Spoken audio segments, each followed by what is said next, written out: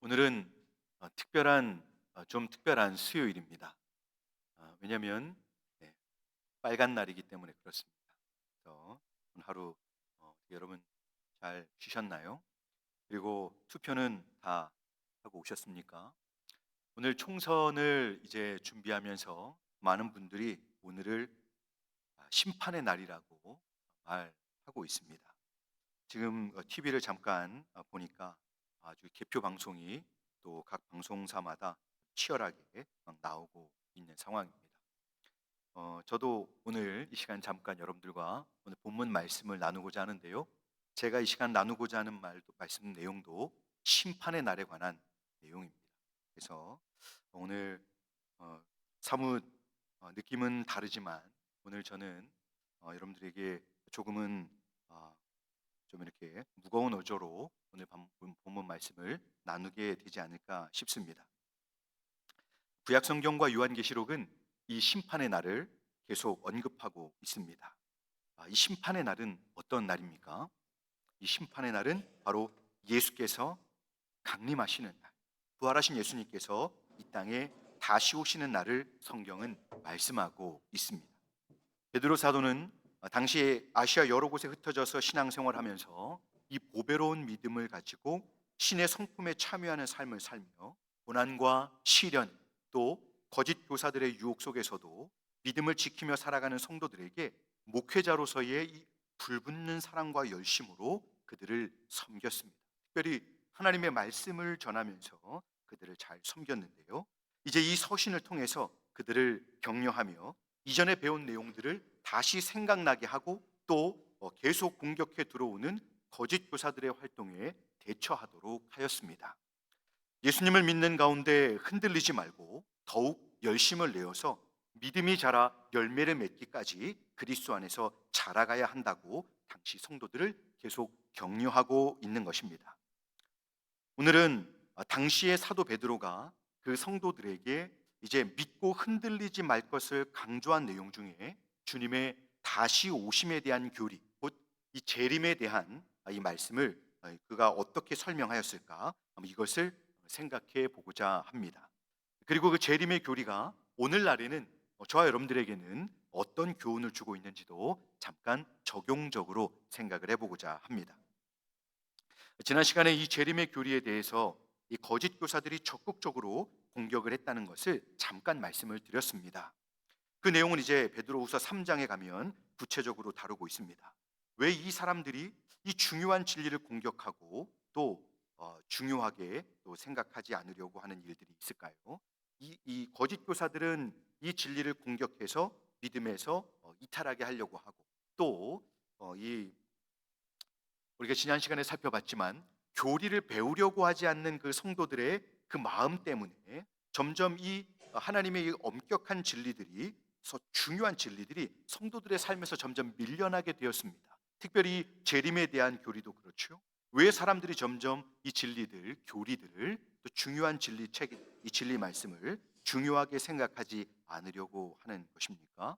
그것은 사람들이 자기중심적인 신앙을 선호하면서 마치 이 재림이 언제 있을지 모르고 또 먼 미래의 일이라고만 생각하기에 현재 내 생활이 더 중요하기 때문에 당장 현재에만 집중하면서 조금 더 나중심적인 신앙생활을 하고자 하는 그런 마음에서 진리를 배우려고 하지 않기 때문입니다. 그런 분위기로 흐르다 보니까 이제는 교회 안에서도 어려운 진리들을 잘 가르치지도 않고 또 배우려고 하지도 않는 것입니다. 베드로 사도가 염려했던 일들이 당시에도 있었고 오늘날에도 있게 되었습니다. 사람들은 주님의 다시 오심을 강력하게 사도들은 선포를 했지만 아니라 다를까 이 시기에 강력한 거짓 교사들이 주님이 언제 오실 줄 알고 이제 시간이 벌써 이렇게까지 지났으면 안 오시는 거 아닙니까? 라고 말하면서 그렇게까지 힘들게 어렵게 그렇게 신앙생활할 필요가 없다라고 하면서 교회와 또 성도들을 흔들기 시작했던 것입니다. 자, 이런 분위기 속에서 이제는 교회 안에서 이 재림의 교리를 가르치고 배우는 일에 소극적으로 변하게 된 것입니다. 제대로 배울 길이 없어서 성도님들이 이제는 이 재림에 대한 교리, 마지막 때는 어떻게 될지 이 말씀을 통해서 주시고자 하시는 하나님의 선한 의도가 무엇인지를 모르는 상황에 이르게 된 것입니다. 그런데 이 재림의 교리에 대해서 저희가 소극적으로 변하게 되는 그런 이유가 한 가지 더 있습니다. 그것은 지난 시간에도 말씀을 드렸지만 상당히 많은 사람들이 이 재림에 대한 진리에 대해서 지나치게 생각을 해서 성경대로 믿지 않았기 때문입니다. 이 재림에 대해서 병적이고 불건전한 관심을 갖는 사람들이 역사적으로 많이 있었습니다만 저희들의 입장에서 볼 때는 이 대한민국에 그런 사람들이 특히나 더 많은 것 같습니다. 그들은 때와 시간에 관심을 가지면서 항상 예언을 연구하고 성경에 기록되어 있는 특별한 인물들을 확인하려는 데에 시간을 낭비합니다. 그들은 이 성경에 사용된 여러 가지 상징과 개념들을 문자적으로만 생각을 하려고 합니다. 그래서 어떤 의미에서든 이 그릇된 관심으로 인해서 이제는 그리스도께서 재림하시는 그 사실보다도 재림하시는 그 시간, 또 어떤 방법으로 오시나, 특별히 신천지 같은 데서는 이만희 교주 자신이 재림한 예수라고 말하잖아요. 그렇게 그런 방법과 시간에, 재림에 대한 방법과 시간에 관심을 가지면서 왜곡된 결론에 빠지거나 거짓된 교주를 믿게 되는 오류에 빠지게 되었습니다.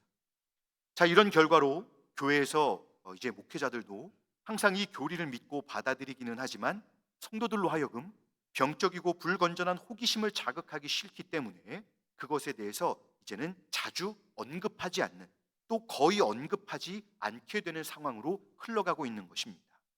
제가 이전에 요한계시록 1장을 설교한 적이 있었습니다. 근데 지금 베드로 후서만 해도 벌써 오늘이 10번째가 넘었는데요. 요한계시록 1장을 시작하면서 설교 횟수가 10번이 넘어가니, 아니 도대체 계시록 1장에서 10번을 하면 언제까지 하려고 하냐고 그런 한번 그 말씀을 들은 일이 있었습니다. 그래서 요한계시록 1장을 채 못 채운 채 말씀을 마친 적이 있습니다. 자, 이런 실정이죠. 그러면 오늘 성경에서 베드로 사도가 이 문제에 관해서 진실로 가르쳐주고 있는 것은 무엇입니까? 본문에서 이렇게 말씀합니다. 우리 주 예수 그리스도의 능력과 강림하심을 너희에게 알게 한 것이 교묘히 만든 이야기를 따른 것이 아니요 우리는 그의 크신 위엄을 친히 본 자라. 아멘.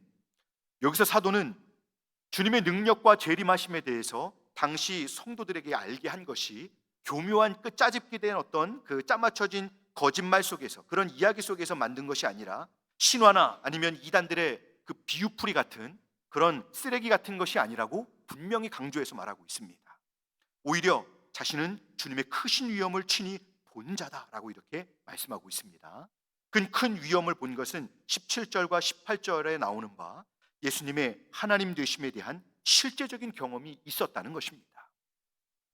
자, 여러분, 이것은 뭘 말씀하려고 하는 것입니까? 우리 주님께서 이 땅에 다시 오신다는 것이 사실이라는 겁니다.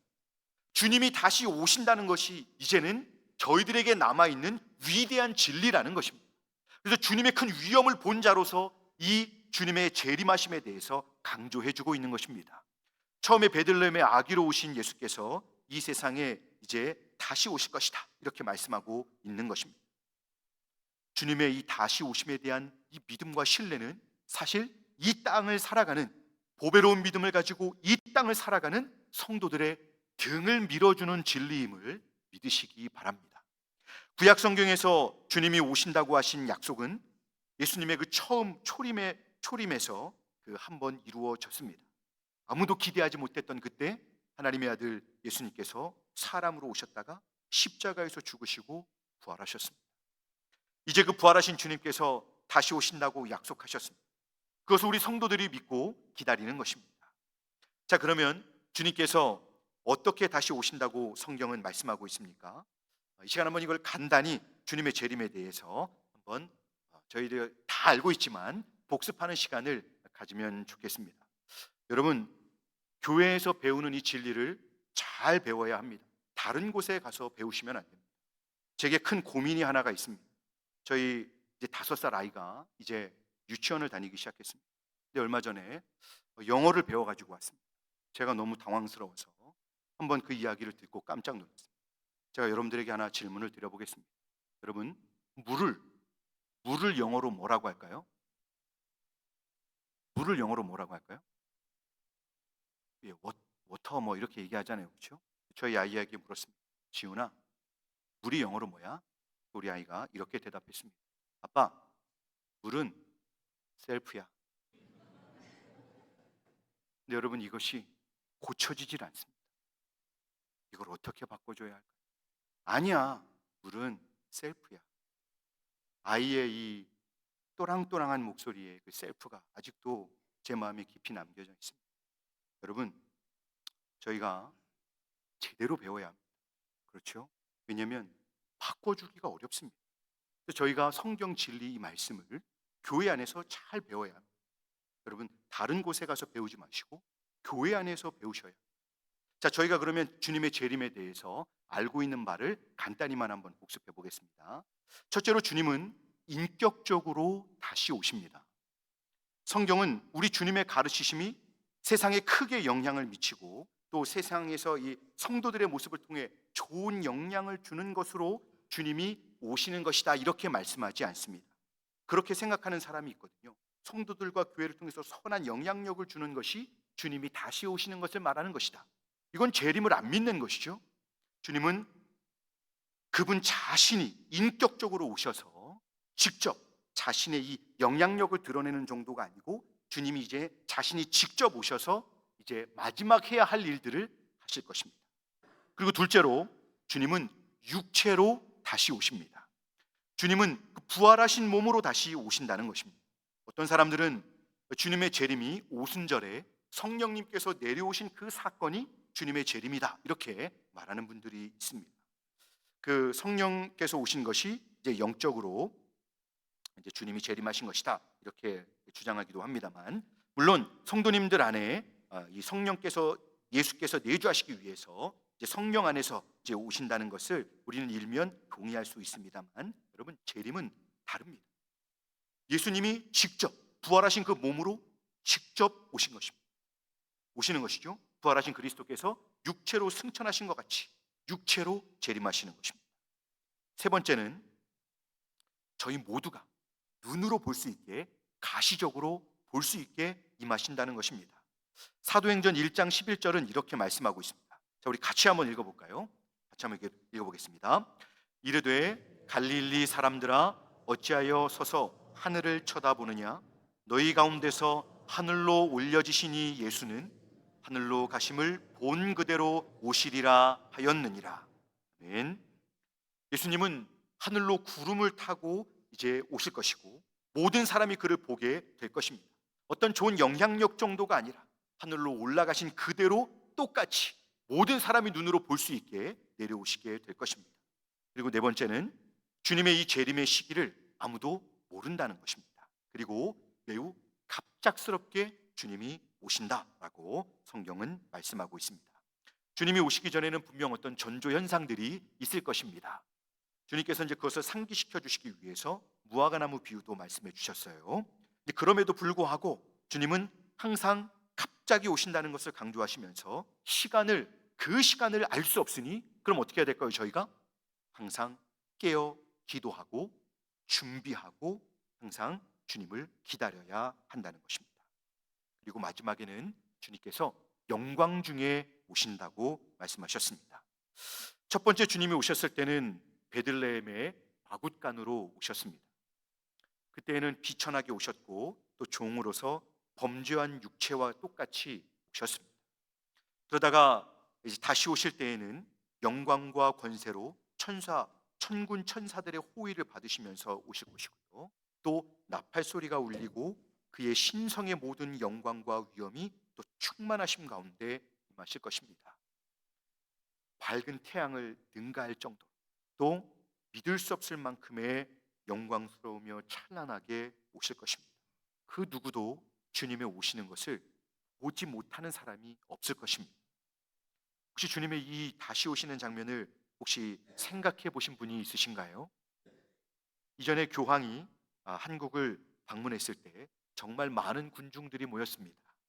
그분은 경차를 타셨습니다. 근데 여러분, 주님이 오실 때에는 결코 이제 그런 걸 타실 수 있는 분이 아닌 분으로 오십니다. 그분은 천군 천사의 호의를 받으시면서 구름을 타시고 전 세계 모든 이들이 동시에 눈으로 볼 수 있도록 임하실 것입니다. 저는 이 시간이 너무 기대가 됩니다. 그러면 주님께서 다시 오시는 목적은 무엇입니까? 왜 다시 오시는 것이죠? 우리 주님께서 재림하시는 목적은 이 세상 역사를 종결 지으시고 최후의 부활을 이루셔서 부활한 모든 사람들을 심판하셔서 예수님을 믿는 사람들에게는 상을 주시고 불신자들과 하나님을 대적하던 모든 악한 세력들은 완전히 심판하시기 위해서 오시는 것입니다. 우리 주님께서 다시 오실 때 이 땅에 남아있는 자들은 변화를 받게 될 것입니다. 그리고 먼저 죽은 성도들, 천국에서 주님의 이 재림을 기다리며 부활을 기다리던 성도들과 불신자들이 모두 최후의 부활을 하게 되어서 최후의 심판을 받게 될 것입니다. 이 심판에 의해서 하나님의 모든 원수들이 파멸하게 될 것입니다. 그들은 마침내 하나님 앞에서 영원히 멸망당하게 될 것입니다. 성경은 이것을 분명히 가르쳐주고 있습니다. 그리고 이 세상은 처음 창조는 사라지고 새 하늘과 새 땅이 있게 될 것입니다. 이 사실은 저와 여러분들이 원하든 원치 않든 아니면 인정하든 인정하지 않든 이 내용들은 저희의 어떠함과 상관없이 실제로 있어지게 될 미래의 역사적인 사실임을 기억하시기 바랍니다. 자, 재림에 대해서 여러분들이 다 알고 계신 내용들을 제가 잠깐 이렇게 말씀을 드려 보았습니다. 베드로 사도와 초대교회 성도들은 이 주님의 다시 오심을 기다리면서 그들에게 주어진 신앙생활에 최선을 다했습니다. 여러분, 이게 중요한 것입니다. 자, 보십시오. 오늘을 살아가는 많은 성도님들과 또 수많은 이단들은 주님이 언제 오시는가, 여기에 초점이 맞춰져 있습니다. 여기에만 집착합니다. 바로 그 시간, 언제 오시는가. 왜 그렇죠? 주님은 언제 오십니까? 힘들어 죽겠는데, 이 고통스러운 시간 언제 끝나는, 하나님께서 기다리라고 하셨는데 빨리 오셔야지. 저희들이 연약한 걸 아시면서 이렇게 오래 기다리게 하실 수 있습니까? 이렇게 말하면서 어떤 사람들은 극단적인 열심을 갖다가 이단에 빠져버립니다. 또 극단적으로 소극적인 사람들은 이 진리가 중요하지 않다고 하면서 주님이 오시겠습니까? 라고 말하면서 자기중심적이고 편안한 신앙생활만을 추구하다가 영적인 긴장이 깨지고 영적인 게으름과 둔감한 상태에 빠져버리게 되었습니다. 이 재림의 진리의 핵심은 주님이 오시는 시간에 있지 않고 주님의 이 오심을 믿고 그 영적인 소망과 긴장성 안에서 사는 것입니다. 주님은 주님의 때에 오십니다. 그런데 여러분, 중요한 것은 반드시 오신다는 것입니다.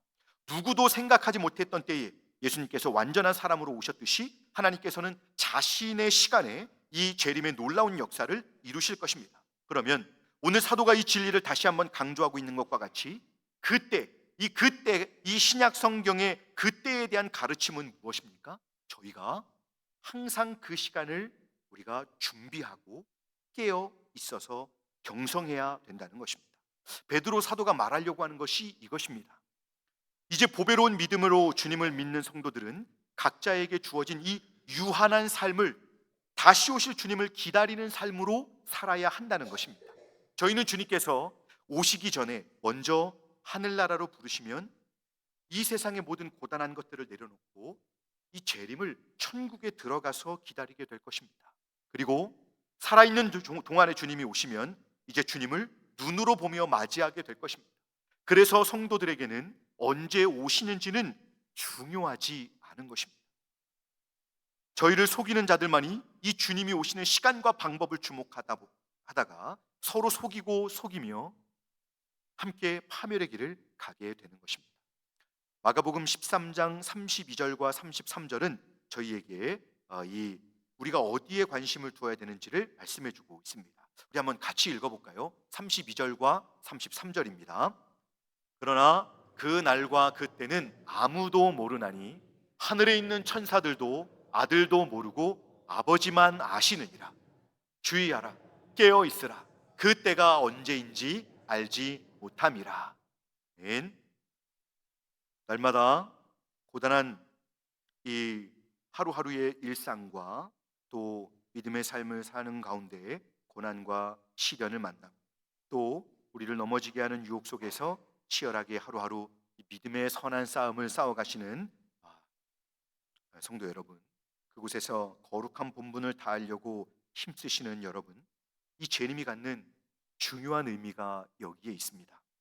먼저는 하나님은 세상에서 먼저 이 악과 이 사단의 세력들에 대한 심판을 이 예수님께서 다시 오실 때까지 미루셨다는 것을 기억하시기 바랍니다.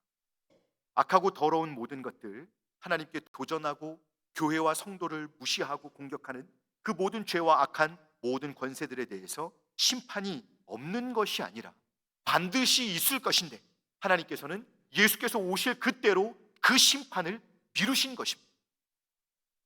하지만 재림하실 때에는 세상의 종말이며 정말 모든 악의 세력들에 대한 거침없이 남김없이 하나님의 강력한 심판이 임하게 될 것입니다. 사람들은 말합니다. 하나님이 계시면 세상이 왜 이 모양이냐고 교회와 하나님께 대해서 계속 손가락질합니다.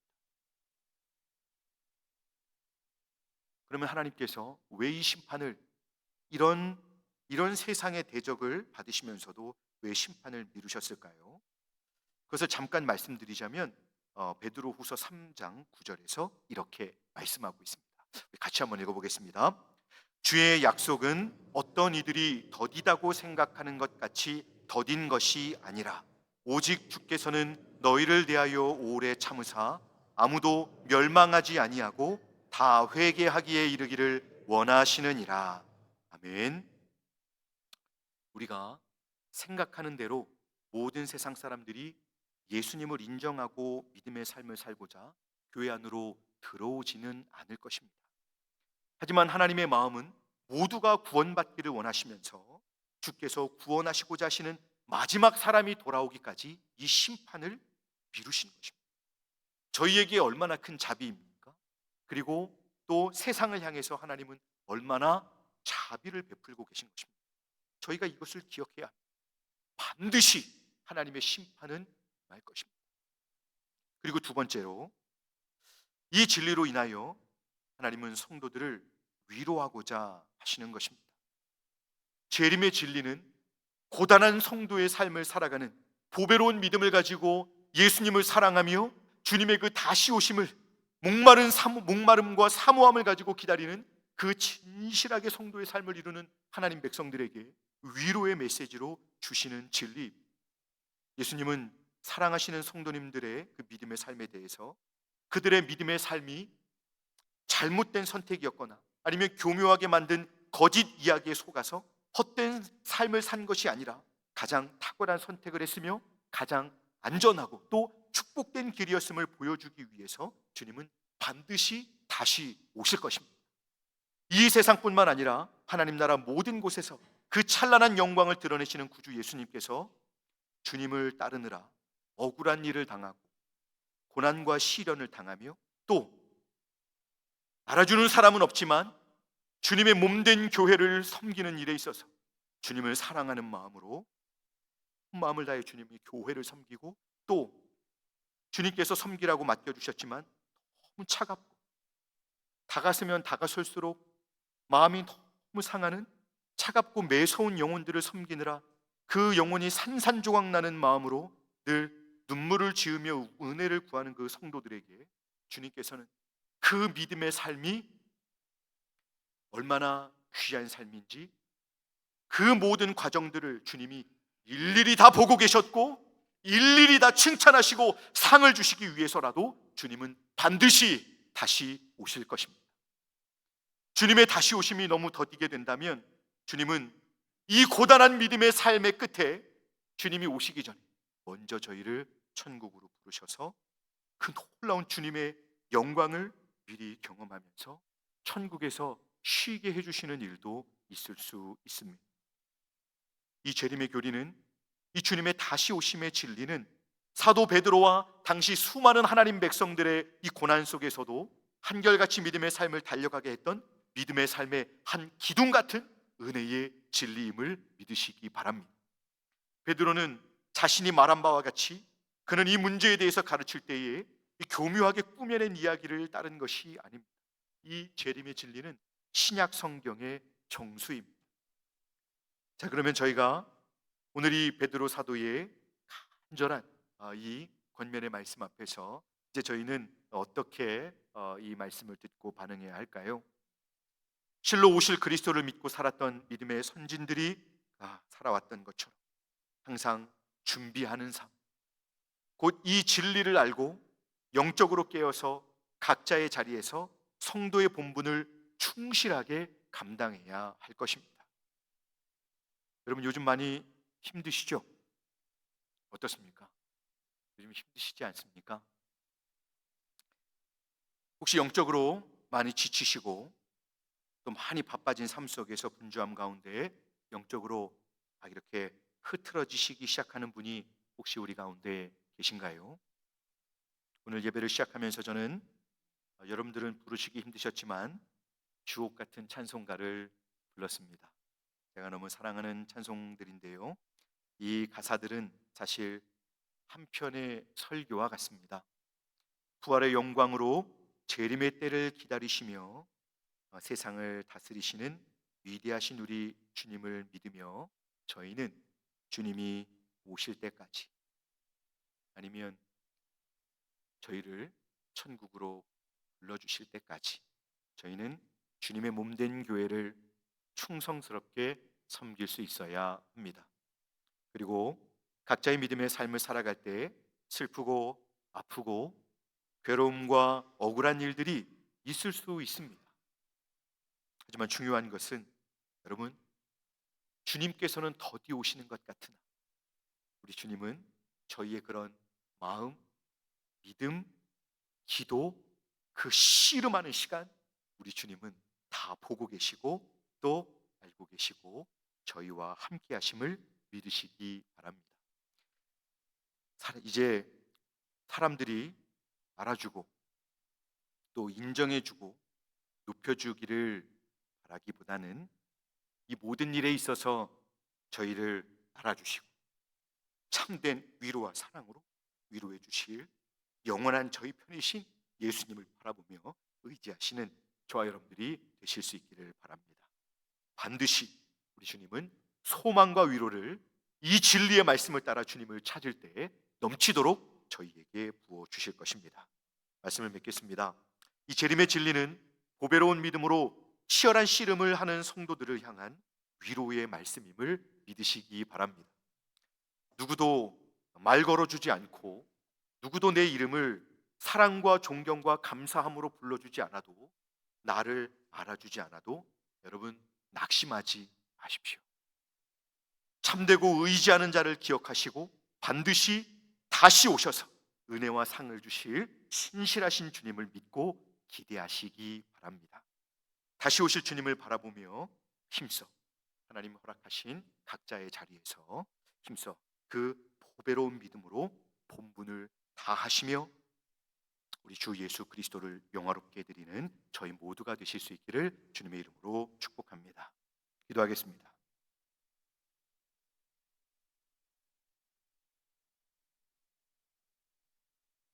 은혜로우신 하나님 아버지, 큰 은혜를 받았음에도 조금 더 편하고 싶고 게으르고 싶어지는 마음에 신앙의 견고함과 열심이 흔들리는 요즘입니다. 주님, 이 믿음 없음을 용서해 주시옵소서. 사도를 통해서 주신 이 격려와 경계의 말씀을 통해서 다시금 주님의 다시 오심을 기다리는 신실한 믿음의 삶을 하루하루 잘 이루어가는 저희 모두가 되게 하여 주시옵소서. 영적으로 더욱 깨어있게 해주시고 믿음의 삶을 치열하게 이루어갈 때에 주님의 은혜와 참된 지식 안에서 더욱더 영적으로 자라가는 저희가 되게 하여 주시옵소서. 주님, 저희 각자에게 허락하신 이 신앙생활의 끝에서 영광의 주님을 만날 그 복된 소망을 가지고 힘들어도 각자의 본분을 잘 감당하여 이후에 주님을 기쁘게 만나는 저희 모두가 될 수 있도록 은혜 내려 주시옵소서. 감사드리며 우리 구주 예수님의 이름으로 기도드리옵나이다. 아멘.